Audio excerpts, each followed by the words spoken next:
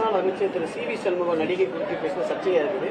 அதுவும் பெண்கள் பாதுகாப்பை வலியுறுத்தின ஒரு மாநாட்டில் ஒரு ஆர்ப்பாட்டத்தில் அது பேசுறது மன்னிப்பு கேட்டாலும் சர்ச்சையா இருக்கு. நீங்க ஒரு பெண்ணா எப்படி பாக்குறீங்க? அது அந்த கருத்து இல்ல, அவங்க நடத்துற ஆர்ப்பாட்டமே பெண்ணுக்கு பாதுகாப்பு இல்லை அப்படின்னு சொல்லிட்டு ஒரு ஆர்ப்பாட்டத்தை நடத்துறாங்க.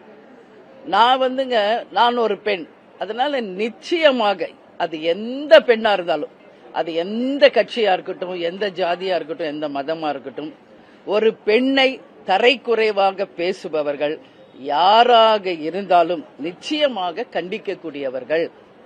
அதனால அந்த வார்த்தைகளை அவங்க குடும்பத்திலயும் பெண்கள் இருக்காங்க.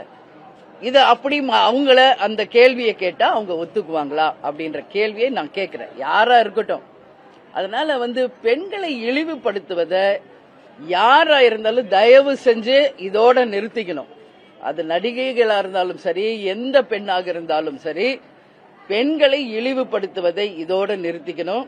இல்லை என்றால் கட்சிகளுக்கு அப்பாற்பட்டு, ஜாதிகளுக்கு அப்பாற்பட்டு, மதங்களுக்கு அப்பாற்பட்டு ஒட்டுமொத்த பெண் சக்திகளை ஒன்றாக திரட்டி மிகப்பெரிய ஒரு ஆர்ப்பாட்டத்தையும் கண்டனத்தையும் பெண்கள் சார்பாக நான் முன்னெடுப்பேன். இதுல எந்த மாற்று கருத்தும் கிடையாது. ஏன்னா ஒவ்வொரு பெண்ணும் இன்னைக்கு அந்த குடும்பத்தின் ஆணிவேர். ஏன் நம்ம தாய்நாடுன்னு சொல்றோம், நம்ம குலதெய்வம், நம்ம அம்மன் சொல்றோம்.